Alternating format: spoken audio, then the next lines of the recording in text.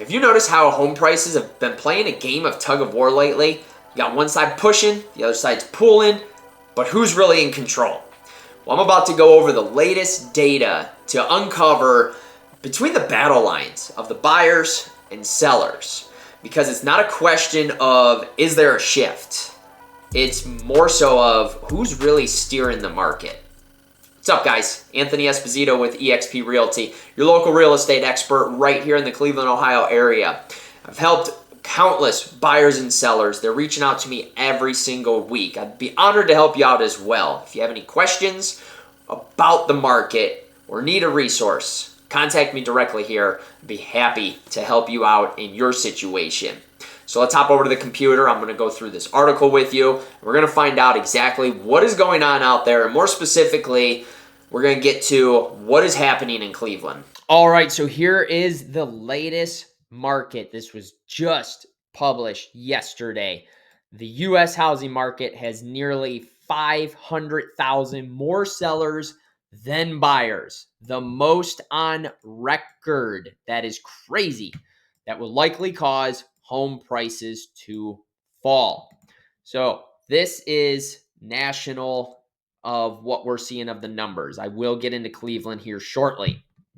So there are 34% more sellers in the market than buyers. At no other point in records dating back to 2013 have sellers outnumbered buyers this much. In other words, it's a buyer's market. And that's what a lot of markets are seeing right now. I know Miami in particular is one of them. Redfin expects home prices to drop 1% by the end of the year as a result. This is completely different than just a month ago. 2 months ago, there was a projection of a 2 to 4% increase.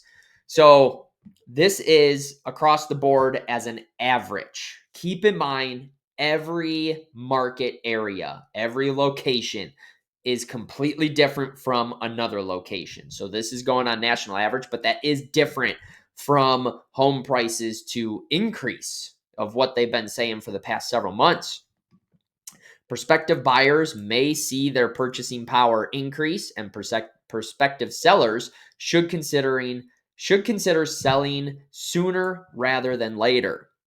31 out of the top 50 metros are buyers market, so more than the majority. The strong buyers market is Miami, just like I was saying, where sellers outnumber buyers roughly 3-1. The strongest seller market is New York, and most balanced market is St. Louis currently. As far as the condo market that heavily favors buyers, there's 83% more condo sellers than buyers. That is a massive number. By comparison, there are 28% more sellers than buyers in the single-family home market. So condos, there is a ton of sellers for condos. So there is an estimated 1.9 million home sellers in the U.S. housing market and an estimated 1.5 million home buyers. In other words, 33% more sellers than buyers, as they show here. At no other point in records dating to 2013 have sellers outnumbered buyers by this large number of a percentage. And a year ago, sellers outnumbered buyers by just 6.5%. 2 years ago, buyers outnumbered sellers.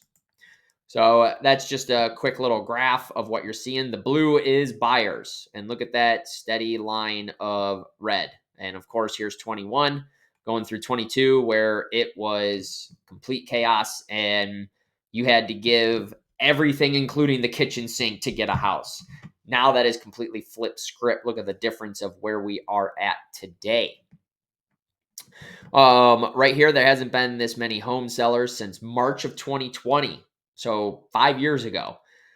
There hasn't been this few of buyers at any point since 2013, as they were saying in April, aside from April 2020, when the onset of the coronavirus, it stopped everything. The most recent data points in this analysis is April 2025, so just last month. Estimated number of sellers in the market is simply the number of the active listings in the MLS, is how they are ranking this. And then earlier this month, Redfin predicted that home prices will drop 1% year over year. Like I said, that was just a couple weeks ago that all this stuff ended up changing. And there's other people that are seeing this as well. Um, and right here, key point, buyer's market, home prices can fall because buyers have negotiating power. Plain and simple. Now right here, sellers outnumber buyers for several reasons. It's expensive to buy a home. Yes, it is expensive to buy a home. Here in Ohio, from 2020 to 2024, the average increase of home value was 55%, and it's typically 1 to 4% increase per year. So that's 4 years. Maximum, it should have been 16%. Instead, it was 55% on average for Ohio. High home prices and mortgage rates are scaring buyers off. It's not that they're scaring buyers off so much, it's they can't really afford it. There's not a lot of people that want to make a lateral move or move backwards, unless you're at the point to where it's like, okay, time to downsize. The median home sales price rose 1.6% year over year to $431,931 in April. That's the slowest growth in nearly 2 years. I don't know what is going on with these ads. I apologize. That's driving me nuts. That's the slowest growth in nearly 2 years, which is a good thing. But monthly housing payments still hit a record high last month because mortgage rates and prices remain elevated. Now, I really hate how, this stinking ad keeps popping up.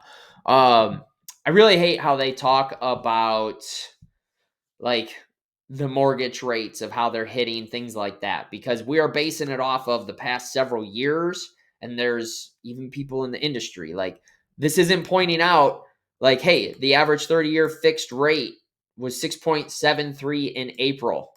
6% interest rate is a normal interest rate. That's perfectly fine. 5-6% is balanced, where everything kind of works out. But we were so used to 3%. I know some people that got around 2.5%, which you're basically getting a house for free at that point. It's insane. But it is what it is. The problem is that the home prices went up as well. So that's why these mortgage rates are killing a lot of people. Economic uncertainty. This is just, the tariff stuff, layoffs, federal policy changes, like all sorts of stuff. It's the same old song and dance. And quite honestly, I believe that a lot of the media plays into fear factor with this.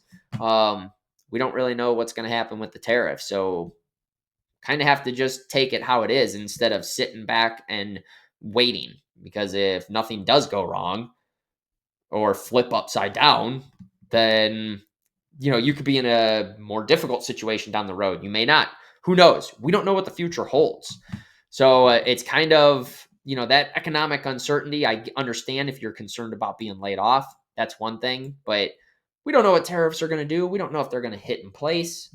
Who knows? I personally am not about to sit back and just wait and stress over something that's out of my control.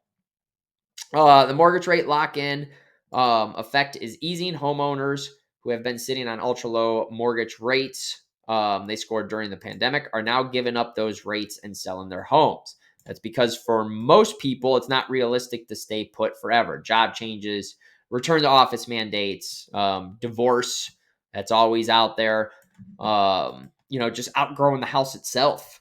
If you have a growing family, there's so many different reasons.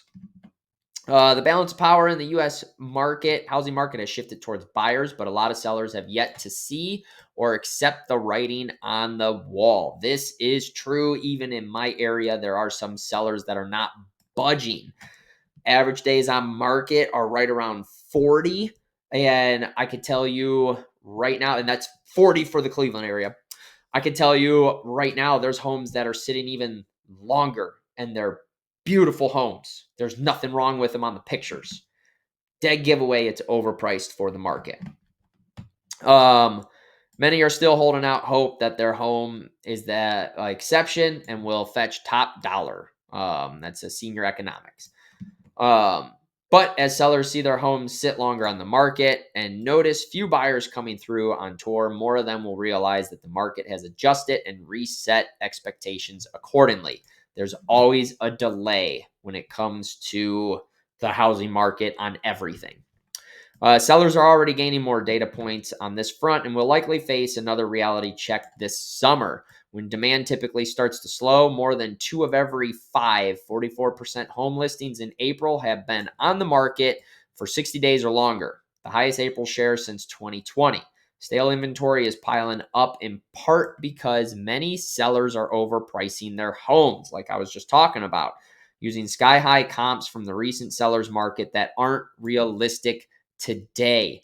One of the things I'm doing to comp homes right now is I'm trying to keep it within the past month as much as I can because of the flip in the market.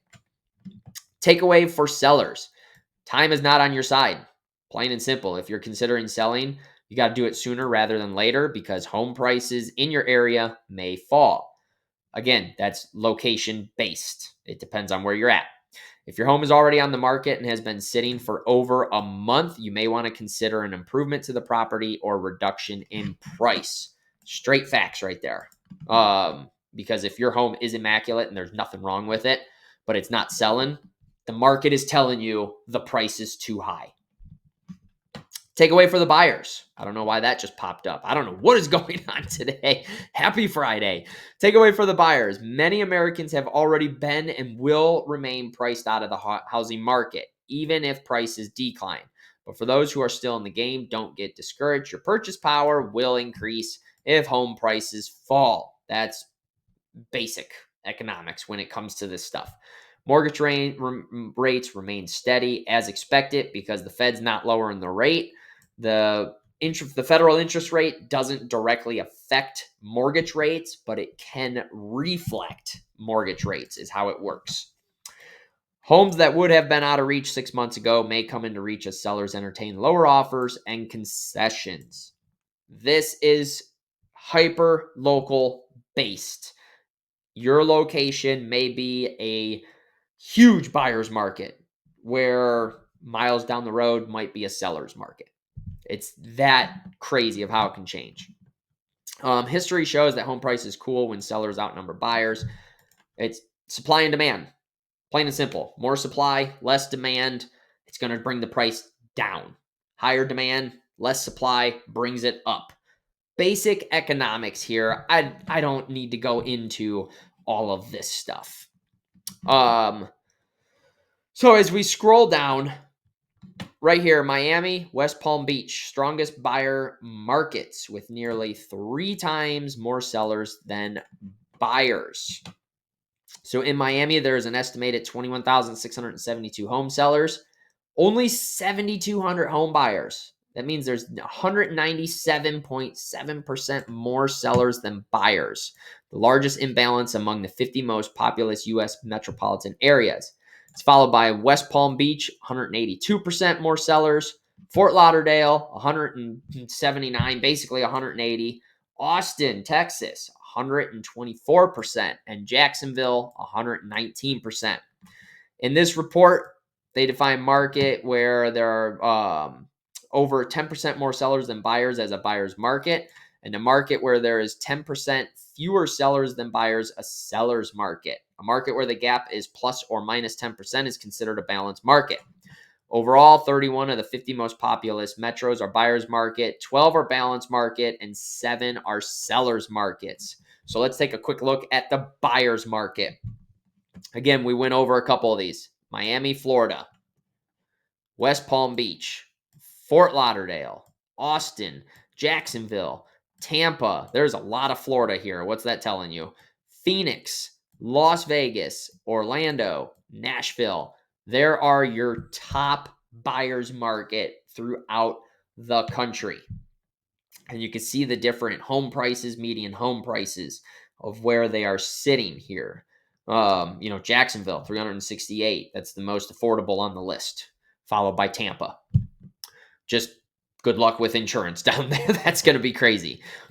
Now, as far as I'm going to go over all this, we're going to get into the balance market really quick. St. Louis is the most balanced. New York is the strongest sellers market.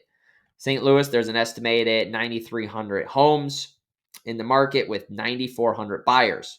means there's a 1.3% fewer sellers than buyers, making it the most balanced housing market among the 50 most populous ones.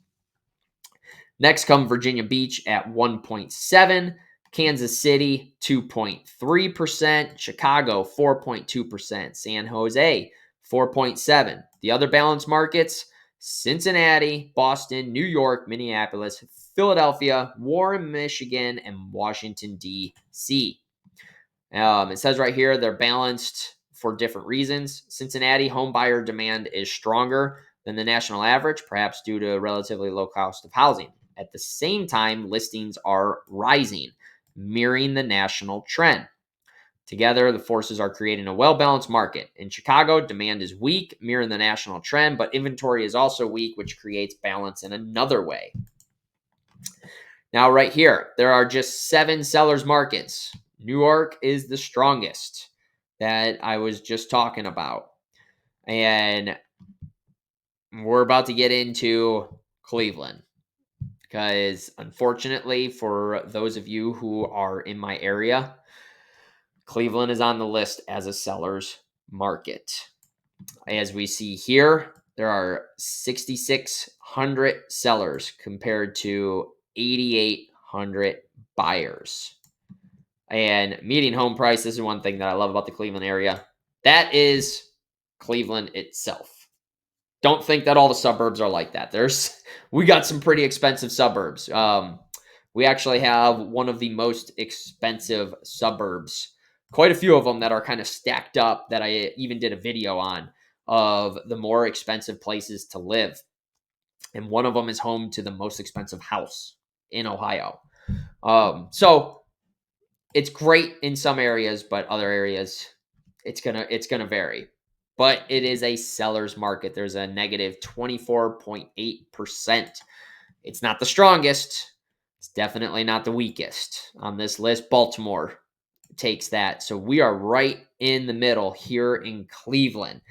And I'm telling you, it's hyper local situations because there's some areas that I feel buyers have a ton of power. There's other areas to where the sellers have a ton of power. That's why we are right in the middle between buyers and sellers market. Now, we are seeing what we went over a little bit ago with the sellers not catching up with what the market is doing. There are a lot of homes that I'm seeing that are sitting super long and they're gorgeous homes. And it's just simply because the market is saying it's overpriced. So let me know in the comments down below what you thought of this. Let me know what you're seeing out there. I'd love to hear from you. If you got any value from this, be sure to smash the like button. It's greatly appreciated. Again, if you're buying, selling, building a new home, I got people just like you reaching out to me every single week. You can contact me directly here or go in the description below. Use one of the methods that I have listed there. And if you're new to my channel or you haven't already done it, be sure on your way out to click subscribe and turn notifications on so you can stay up to date on my future videos that I got coming your way.